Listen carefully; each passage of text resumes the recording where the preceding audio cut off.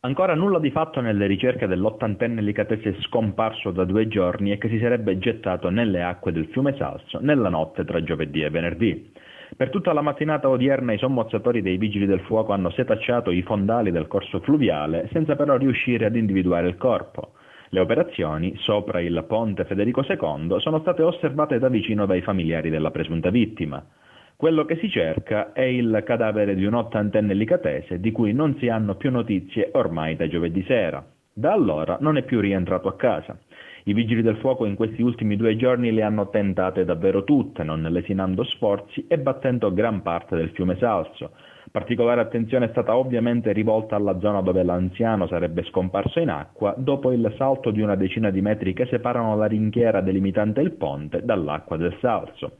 Un ulteriore approfondito esame riguarderà gli argini del corso fluviale, dove il corpo dell'uomo potrebbe essersi in qualche modo incagliato, vista la presenza di estesi canneti. Per questo è stato richiesto l'invio di una particolare attrezzatura.